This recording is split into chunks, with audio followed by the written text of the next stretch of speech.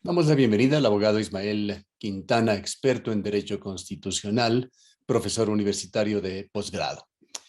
Quisiéramos iniciar, abogado Quintana, analizando la medida cautelar interpuesta por la presidenta de la Asamblea como una forma de tratar de escabullirse de lo que aparentemente sucederá este martes en la Asamblea. Bueno, no es novedad ver políticos acudir al sistema de justicia constitucional para efectos de zanjar disputas precisamente políticas.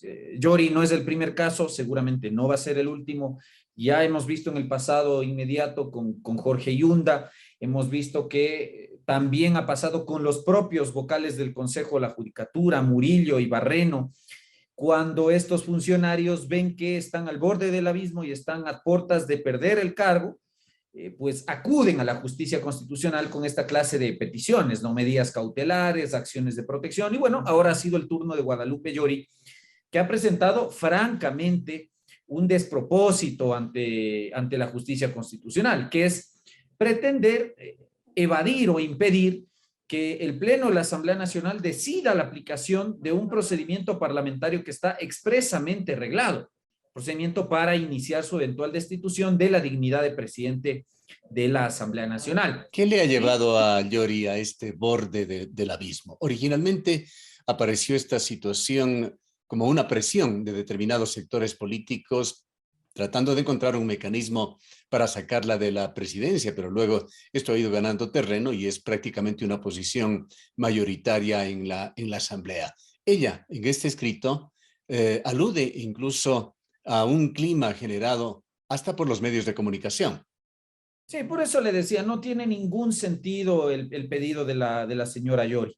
Para presentar medidas cautelares autónomas, uno debe cumplir con ciertos requisitos que están establecidos en el artículo 27 de la Ley de Garantías Jurisdiccionales y además desarrollados por la jurisprudencia de la Corte Constitucional. Inminencia del daño, gravedad, amenaza de violación de derechos y la verosimilitud de los hechos, es decir, que haya ciertamente un hecho creíble del cual se desprenda que hay una grave amenaza o inminente amenaza de violar un derecho fundamental. Digamos, en el caso de Guadalupe Llori, yo no veo francamente cuál es la amenaza con la posibilidad de conformar la comisión multipartidista para aplicar el procedimiento establecido en el artículo 18 de la Ley de la Función Legislativa. Entonces, en ese sentido, ni siquiera se cumplen los requisitos de procedencia de la petición de medidas cautelares y, por lo tanto, lo único que debería ocurrir jurídicamente es que esa petición sea desatendida, que esa petición sea desestimada por parte de este tribunal penal que ha sido sorteado para conocer el caso. ¿Qué le ha llevado a Llori a hacer esto? Bueno, el hecho cierto de que ha perdido ya el apoyo de todas las bancadas políticas, contando con un minúsculo grupo de legisladores de la bancada de Pachacutic,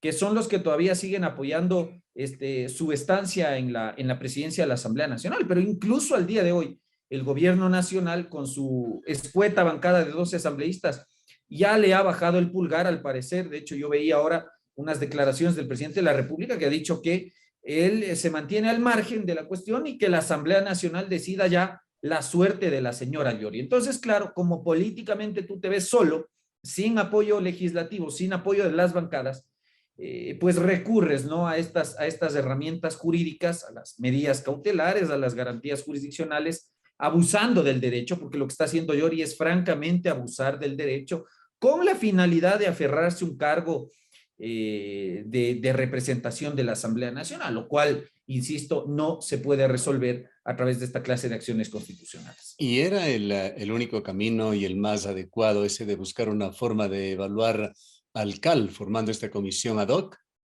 Bueno, a mí no me gusta esto de andar dorando la píldora, ¿no? Y de decir, vamos a conformar una comisión para evaluar. Las cosas en derecho hay que llamarlas como corresponde. Si se va a conformar esta comisión multipartidista al amparo de lo que establece el artículo 18 de la Ley de la Función Legislativa, es no para evaluar la gestión de Llori, eso hay que tener claridad. No es para evaluar, es para destituir a Llori de la presidencia de la Asamblea Nacional.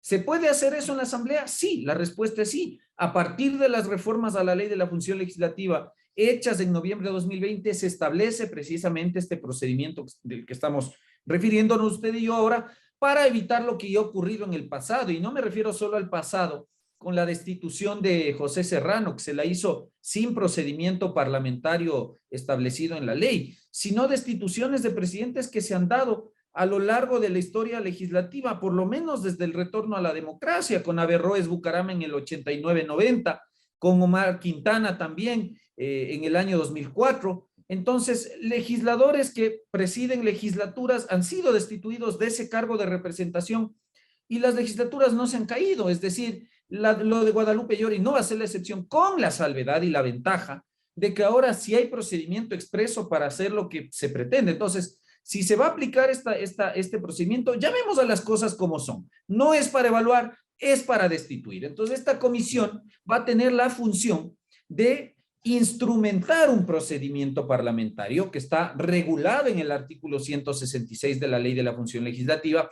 Va a tener naturalmente que garantizar el derecho a la defensa de la acusada, que en este caso es Llori. Obviamente no va a poder actuar oficiosamente, tiene que haber la presentación de una denuncia por incumplimiento de funciones, que es lo que establece el 18 número 4 de la Ley de la Función Legislativa. Esa denuncia debe llegar a manos de esta comisión y le debe dar el trámite correspondiente, abrir un término de prueba para que se presente prueba de cargo, prueba de descargo, presentación de alegatos, debe haber una especie de audiencia ante esta comisión multipartidista, dice el 166 de la ley, y una vez que se sustancie este trámite, la comisión va a tener que elaborar un informe y ese informe va a tener que ser puesto en conocimiento del Pleno de la Asamblea Nacional, en el que esta comisión recomendará destituir o no destituir de la presidencia a Guadalupe Llori o a cualquiera de los otros miembros del Consejo de Administración Legislativa. Exactamente.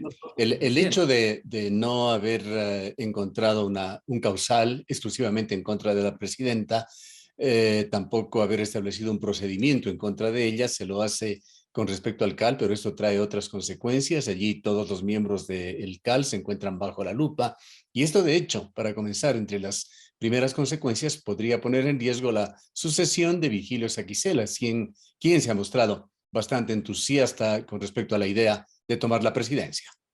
Naturalmente, porque Saquicela no es hoy uno de los señalados con el dedo. Entonces, obviamente, en el escenario en que Guadalupe Llori sea la única objeto de este procedimiento parlamentario para su destitución, el que debería asumir la presidencia en ese escenario, según el propio artículo 18 de la Ley de la Función Legislativa, es Saquicela en calidad de primer vicepresidente. La señora Guamaní asumiría la primera vicepresidencia y el Pleno lo que debería nombrar es un segundo vicepresidente. Ese es el orden de sucesión que se debería seguir. Pero eso en el escenario de que sea solo Guadalupe Llori la denunciada por incumplimiento de funciones.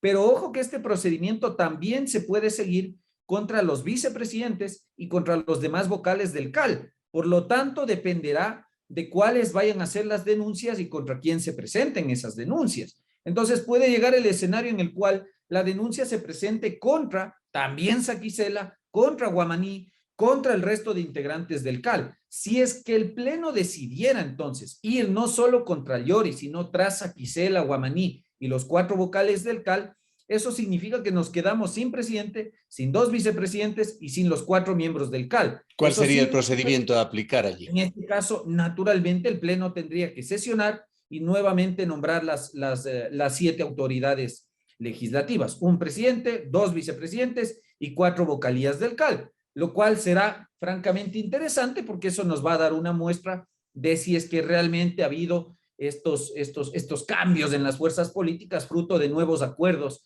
entre las bancadas que están representadas ahí, que es lo que se está diciendo que pasaría. Es decir, se habla de que Saquicela asumiría momentáneamente la presidencia de la Asamblea Nacional, pero que luego igual iría un trámite de destitución de Saquicela y así con todos los miembros del CAL. Por lo tanto, habrá que ir viendo. Hoy, obviamente, las miradas están puestas en Guadalupe Llori. Mañana no sabemos cómo va a ir obrando este recambio de fuerzas políticas en la Asamblea Nacional, pero con mesura, ¿no? Veamos qué es lo que pasa. ¿Y esta eventual elección sería solamente para el tiempo que queda del periodo?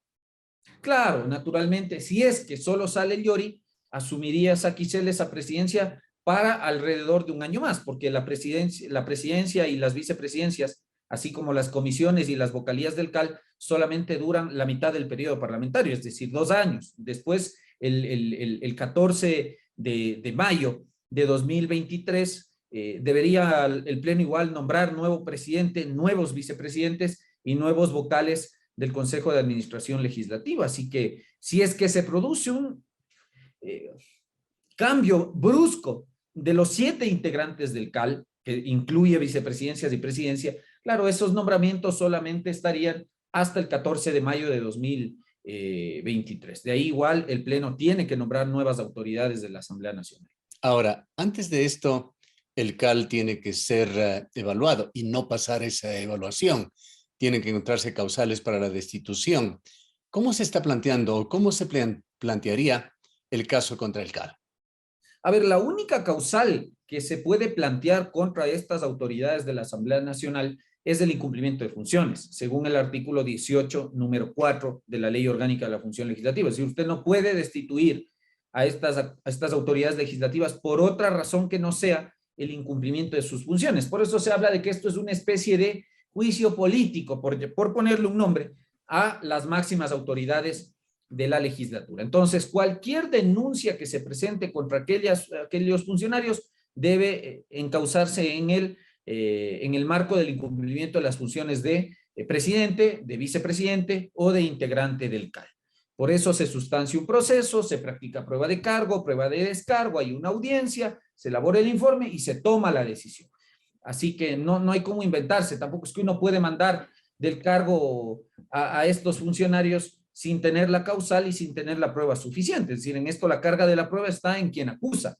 Quien presenta la denuncia tiene que probar el incumplimiento de funciones. Si hay incumplimiento de funciones, se destituye al presidente, a los vicepresidentes o a los miembros del CAL. Si no lo hay, no cabe la destitución, pero finalmente usted sabe que esto es con votos. ¿Cuántos votos se necesitan? 70 según el artículo 18 de la Ley Orgánica de la Función Legislativa. Así que yo me imagino que si hoy hay 70 votos para aprobar el cambio del orden del día y luego aprobar la conformación de la comisión multipartidista, me imagino que habrán los 70 votos también para destituir a estos funcionarios de estos cargos, ¿no? Pero eso no significa que pierdan la curul. Es decir, si Yori de aquí en unas semanas es destituida, pierde la dignidad de presidente de la Asamblea Nacional, pero sigue siendo asambleísta. Y lo propio con Saquicela y los demás miembros del CAL, tal como sucedió con José Serrano, que usted lo había mencionado. En todo caso, usted se ha referido también al debido proceso. ¿Cuánto tiempo tomaría eventualmente el debido proceso? En otras palabras, ¿cuánto tiempo más estaría al frente de la presidencia Guadalupe Llori? Bueno, el procedimiento no es muy largo. Decir, una vez que hoy se conforme esta comisión, lo primero que debería ocurrir, porque esta comisión no puede obrar oficiosamente, eso sí, hay un dictamen, por acá lo tenía, de hecho, este de acá, dictamen del Procurador General del Estado, contenido en oficio 17.989, de 9 de marzo, o sea, recién salido del horno, ni un mes. Parece que dictamen a la carta, ¿no? En el que el Procurador General del Estado ha establecido que se necesita la denuncia. Entonces, si es que hoy se conforma la comisión, cuestión que no es irregular, insisto, debería primero presentarse esa denuncia, según el 166 de la Ley de la Función Legislativa, debería pasar primero un filtro de calificación previa del CAL, para lo cual hay 5 días. Una vez calificados los requisitos formales de la denuncia, el CAL lo debe remitir a esta comisión multipartidista que se conformaría, entiendo hoy, y ahí se aboca conocimiento y luego se abre un término de prueba y de alegatos de 10 días. En esos 10 días se tiene que practicar prueba de cargo, se tiene que practicar prueba de descargo, se debe convocar a una audiencia ante la comisión multipartidista y luego se debe elaborar el informe. Es decir, estamos hablando más o menos de unos 20, 25 días que debería durar el trámite ante esta comisión multipartidista y luego mandar el informe para la decisión final en el Pleno de la Asamblea Nacional. Así esta que esto, reconfiguración de la dirigencia de la Asamblea, abogado Quintana, tiene mucho que ver con lo que está pasando en la política nacional, esa desconexión, esa falta de diálogo entre el Ejecutivo y el Legislativo. De la nueva configuración va a depender qué fluidez hay en el diálogo y esto da cuenta también de que se suman allí importantísimos intereses políticos, lo que algo de inquietud genera en cuanto a la posibilidad, al espectro de situaciones que puedan darse. A ver, yo particularmente no voy a dejar de sostener que Guadalupe Llori ha demostrado absoluta incompetencia frente al manejo de la Asamblea Nacional. Si usted me pregunta a mí personalmente, yo no soy asambleísta, no soy funcionario del gobierno, por lo tanto, puedo dar mi opinión. Mi opinión personal es que Llori debe salir de la Asamblea Nacional. Si no renuncia a la presidencia, al menos iniciarse el trámite de, perdóneme, de destitución. ¿Ya? Pero independientemente de eso, uno debe mirar, como se dice, el bosque y no solamente el árbol, ¿no? Entonces, sí, esto no es solamente un asunto de ir contra Guadalupe Llori y el resto de miembros del CAL posiblemente, sino que esto va mucho más allá. Esto nos hace ver entonces que posiblemente el gobierno nacional ha decidido retornar su mirada a otros bloques políticos con los cuales inicialmente, me refiero a PSC y al correísmo, deshizo un acuerdo que en mayo del año anterior se estaba cocinando. Claro, como te ha fallado tu acuerdo pegado con saliva, con la Izquierda Democrática y Pachacuti, y ya no puedes reactivar ese, entre comillas, acuerdo, entonces tienes que, y has decidido además dejar de lado la famosa muerte cruzada, entonces tienes que regresar a ver a los dos bloques que te quedan, y los que te quedan son tu bloque del Acuerdo Nacional, el Partido Social Cristiano y la bancada correísta, no tienes más. Si es que esto llega a darse, es decir, el movimiento de autoridades en la Asamblea Nacional se cristaliza, significa entonces, a mi modo de ver, que hay un nuevo acuerdo, obviamente lo van a negar, pero hay un nuevo acuerdo y ese acuerdo es entre el correísmo, el Partido Social Cristiano y el gobierno. Y ese acuerdo no solo implicará entonces la posibilidad que el gobierno ceda a estos dos bloques políticos el manejo de la Asamblea Nacional, entendiendo que eso significará que habrá ya una posibilidad de que las leyes presentadas por el presidente de la República tengan acogida en la Asamblea Nacional, sino además algo que va más allá del mero hecho de cambiar asamblea integrantes del CAL, el Consejo de Participación Ciudadana, por ejemplo, ¿no? ¿Qué va a pasar a raíz de este movimiento de autoridades en la legislatura con el juicio político a los miembros de este famoso CPCCS? Entonces significaría que el presidente ha renunciado a su aspiración, como se ha dicho, de tener o de conservar esta nueva mayoría en el Consejo para efectos de poder incidir en la designación de autoridades. Dada esta situación, ¿se pondrá a prueba también la integridad del gobierno nacional? Ah, pero por supuesto, pero esa ahí es decisión del presidente. El presidente, entiendo yo, ha decidido sobrevivir en su periodo de gobierno, los 3 años que le quedan, pactando con estas dos bancadas políticas, porque eso es lo que yo leo de lo que estoy viendo en estos días. Es decir, hasta la semana anterior, la bancada de Creo y del Acuerdo Nacional seguían respaldando a Guadalupe Llori. A partir de ayer ya no. El jefe del bloque de Creo ha dicho que ellos van por el apoyo a la conformación de esta comisión multipartidista. Hoy el presidente en horas de la mañana prácticamente le ha bajado el pulgar a la presidenta de la Asamblea Nacional diciendo que esa cuestión es un tema que se debe resolver al interno en la Asamblea Nacional y que él prácticamente se desentiende de eso. ¿Cómo debemos leer eso? Bueno, eso lo debemos leer en el marco de que se entiende entonces hay un nuevo acuerdo con otros bloques políticos y que hemos vuelto a lo que vimos el 14 de mayo del año anterior, es decir, un acuerdo tripartito entre Creo, PSC y la bancada correísta, porque las otras opciones que quedaban ya han sido desechadas por el presidente. Se ha roto el acuerdo con Pachacuti e Izquierda Democrática y has dejado de lado hoy la posibilidad de una disolución parlamentaria, que era lo que se discutía hasta la semana anterior y que incluso ha motivado la salida de la exministra de gobierno. Por lo tanto, ¿qué te queda? Si no disuelves la asamblea y no acuerdas con los otros, ¿qué te queda? No hay que ser un mago del análisis político para saber que lo que te queda es pactar con el correísmo y el PSC. Ahora, ¿qué pactaste? ¿Qué vas a pactar a cambio de aprobación de leyes? ¿Qué vas a pactar? ¿Comisiones de la verdad? ¿Impunidad? ¿Revisión de causas penales con condenas contra el correísmo? ¿Unas amnistías e indultos podrían venir?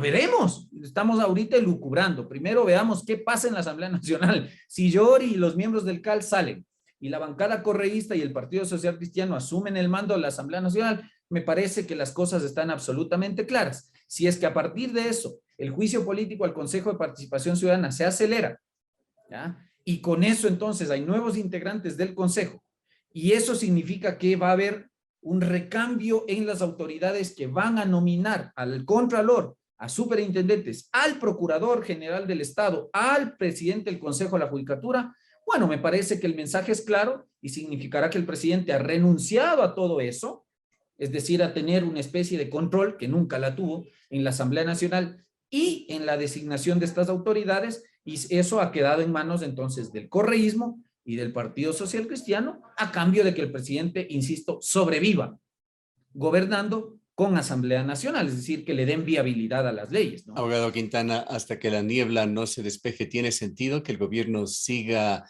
cosiendo esa posible consulta popular? A ver, se ha anunciado eso, pero no es la primera vez que Guillermo Lasso hace esta clase de señalamientos de consultas populares. Yo al menos hasta acá le he escuchado no menos de 3 veces decir que se está armando la consulta popular, pero en esto estamos como el Chavo del Ocho, ¿no? Sí lo hago, ya lo hago, estoy haciendo, estoy elaborando el proyecto y hasta ahora no sabemos concretamente sobre qué quiere el presidente de la República llamar a consulta popular. Inicialmente era el tema del Consejo de Participación Ciudadana. Luego fue el anuncio de la reforma judicial y la desaparición del Consejo de la Judicatura. Ahora está el tema de la famosa ley de inversiones en consulta popular, la ley laboral. Bueno, ¿qué mismo quieres? Porque además las consultas populares no son soplar y hacer botellas, llevan un tiempo de trámite, necesitas dictamen de la Corte Constitucional. El gobierno está absolutamente seguro que la Corte Constitucional le va a dar dictamen favorable, por ejemplo, para someter a consulta popular la ley de inversiones, cuando hay precedentes de esta Corte Constitucional, en donde ya se ha señalado que no es posible consultas populares sobre leyes trole, es decir, leyes que a su vez modifiquen un sinnúmero de cuerpos normativos, como ocurre con la ley de inversiones. Si el año anterior la Corte le negó a Nebot una consulta popular en el mismo sentido. Entonces, difícilmente la consulta popular, si es que versa sobre estos temas, va a prosperar siquiera en la Corte Constitucional. Y sin dictamen de la Corte no hay consulta, así nomás, dice el artículo 104 de la Constitución. Entonces, francamente, yo no sé quién le está aconsejando al presidente meterse a una consulta popular en este momento. Porque si el miedo fue, en el tema de la muerte cruzada, no ganar la elección anticipada porque no hay los números suficientes de aceptación y popularidad, lo mismo te puede estar pasando en una consulta popular. Es decir, digamos que la Corte le da dictamen favorable. La vas a ganar, ¿estás seguro? Mayoría absoluta de votos válidos se necesita. Es decir, que los favorables superen no solamente al no, sino a los nulos y a los blancos. Eso es bien complicado en un presidente que ha sufrido en menos de un año un desgaste político y de imagen bastante grande, ¿no? Gracias, abogado Quintana, por habernos acompañado. Hay muchas previsiones sobre lo que puede suceder hoy, pero mucha inquietud e incertidumbre hacia el futuro. Así es. Estaremos comentando, don Gustavo. Un abrazo. Gracias al abogado Ismael Quintana, experto en Derecho Constitucional.